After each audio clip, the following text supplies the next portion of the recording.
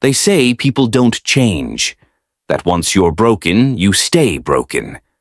But what if I told you that's the biggest lie you've ever been told? Imagine waking up in a stranger's skin, their habits, their fears, their excuses, yours. That's the horror of clinging to an old identity. Tonight we dissect how to kill what no longer serves you and rebuild from the ashes. Every person carries a crime scene within them, a place littered with evidence of past mistakes, failures, and regrets. The old identity, it's not just a name or a habit, it's a crime scene of every belief that's held you captive. But if the past is the crime scene, then the real question is, who's the suspect? And more importantly, who's the detective willing to solve the case? The person you were before, timid, afraid, drowning in self-doubt, has already died. But here's the catch. You're still carrying the corpse, dragging it through life, pretending it's still breathing. The voices in your head whisper, "This is who you are. You can't change." But if this version of you is already dead, why do you keep listening to a ghost? And more importantly, who benefits from keeping you in this graveyard? The prime suspect, the lies you've believed.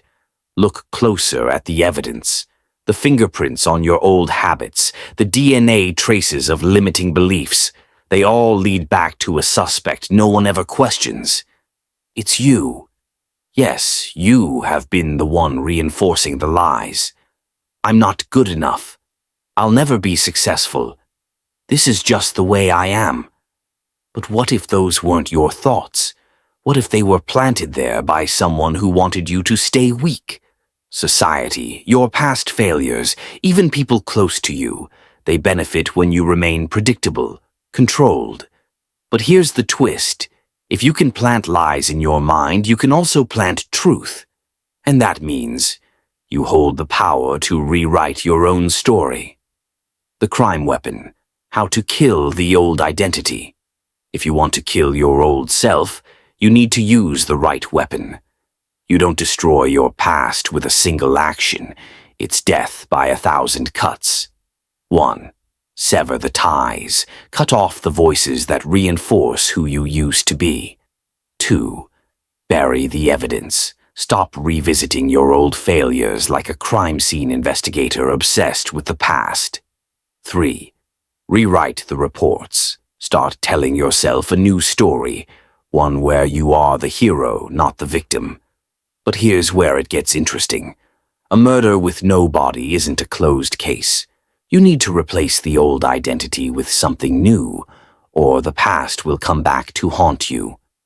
Rebuilding yourself, constructing a new identity. Imagine walking into the police station, confessing to your old crimes, but instead of punishment, they hand you a new identity, a blank slate, a chance to be whoever you choose. Who is this new version of you? What does he do differently? How does he react when life tests him? The real transformation begins when you start acting as if this new version of you already exists. Because the moment you start living as him, your past loses all power over you. But there's one final twist in this story. What happens when your past self tries to resurrect? When the old habits, the fears, the doubts try to claw their way back?